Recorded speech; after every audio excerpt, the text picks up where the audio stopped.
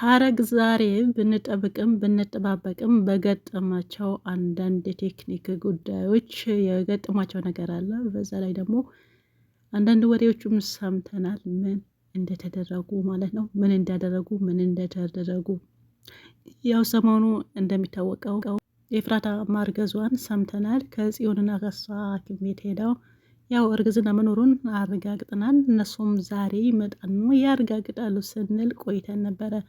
ነገር ግን አንዳንድ ዛሬ ያ ባልተጠበቀ ነገር ያው በህገወጥ ነጋዴ እንዲሁም ደግሞ በናታ በአዲሱ ሚስት ነው ወለ ፍቅረኛው በሱ እናትና በድርጅታቸው በተፈጠረው አንዳንድ ግርግሮች ዛሬ በቴክኒክ ጉዳይ ሳይለቁ ቀርቷል። ግን ቢለቁ የኤፍራታን እርግዝና ሊያሳውቁ እንደነበረ የውስጥ ምንጮችን ነግሮናል። እኛም ደግሞ የሰማነው የእናንተ ካላሰማን ያው ትንሽ እንትን ይላል ብለን መተናል ማለት ነው። የርጋዝ ማነው የኤፍራታ ማርገዝን እጅግ በጣም ደስ ይላል።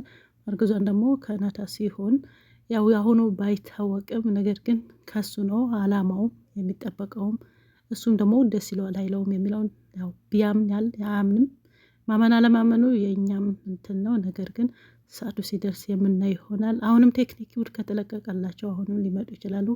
ካልሆነ ግን ነገም ሊመጣ ይችላሉ። ዋናው የኤፍራታ እርግዝና ነበረ የምንፈልገው ይኸው አርግዛ መታለች ማለት ነው። ይሄ ነገር ያፌት ሌላ ትኩሳት ቢፈጥርበትም ናታም ደግሞ የጊዜው ላይ ያሳምነው ይችላል።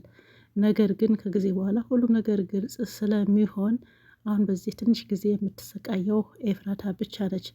ምክንያቱም ከመጀመሪያው ጀምሮ ስቃይን ያለቀቃት ወይ ከናታ አልሆነች ወይ ደግሞ ከአፌት ካልሆነች በሁለት መካከል ገብታ እንግዲህ እየተሰቃየች ነው። አሁንም ይሄን እርግዝና ከመጣ በኋላ የምር ደስተኛ በውስጧ ሊሆን ይችላል።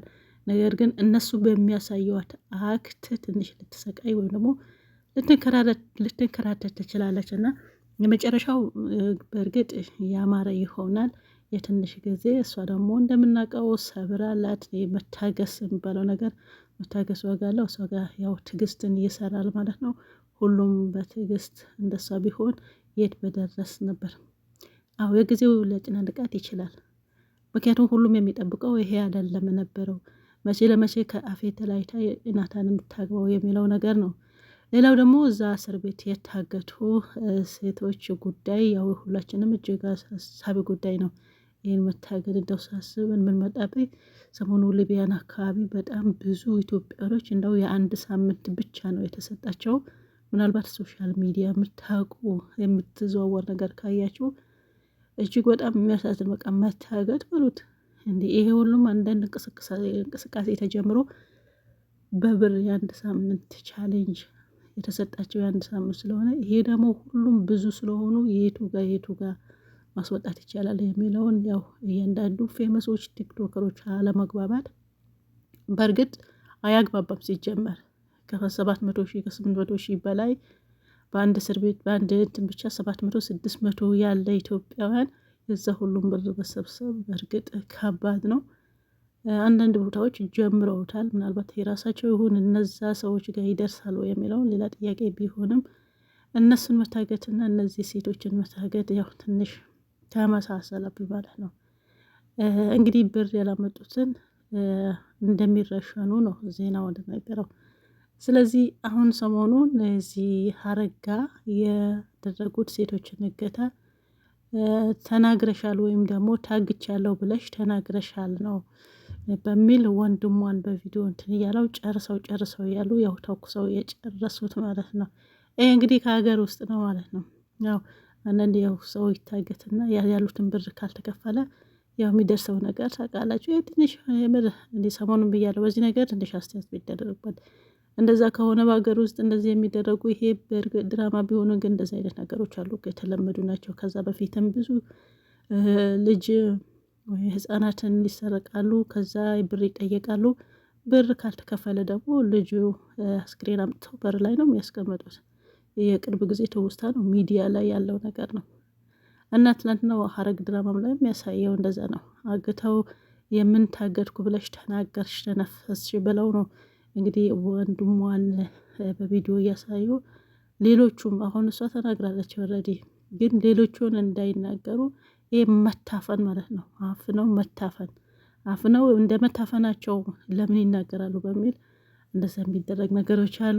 ይሄ በድራማ መልክ ቢሆንም ኖርማል ደግሞ ሪል ነገር አለ።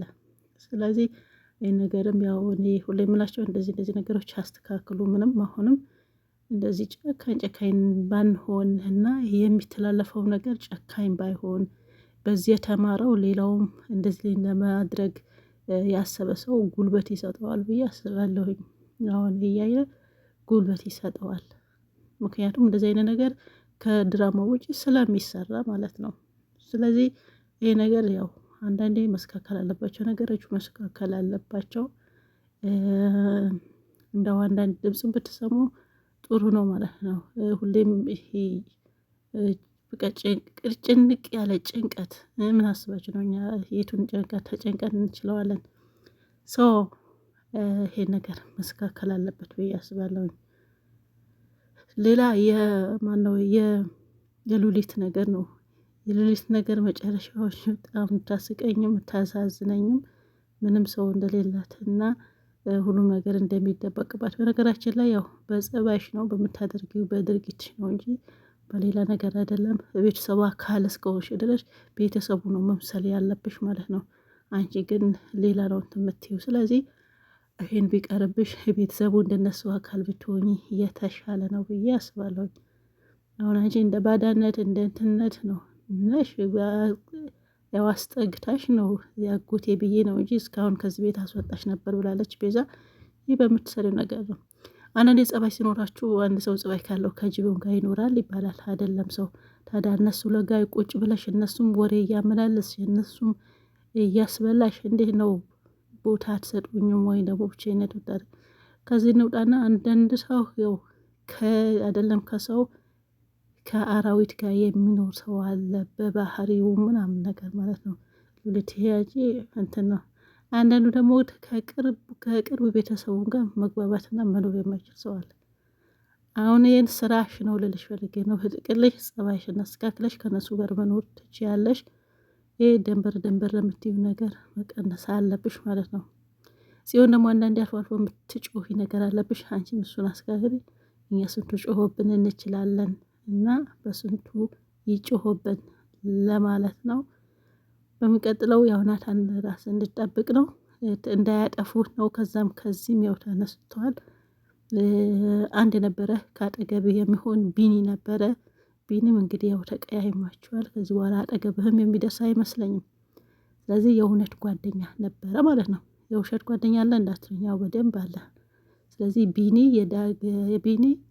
ቢኒ የናታ ያው ምርጥ ጓደኛው ነበረ። እንግዲህ ጓደኛ የሚዋደድ ጓደኛው ትንሽ ነገር ይቀያየማል። ተቀይሞታል። አሁንም እግር ስር ወድቃ ይቅርታ በልና አብራችሁ ቀጥሉ። ካንተ ጎን ያለው እሱ ነው ማለት ነው። ባይ ባይ። ሰላማችሁ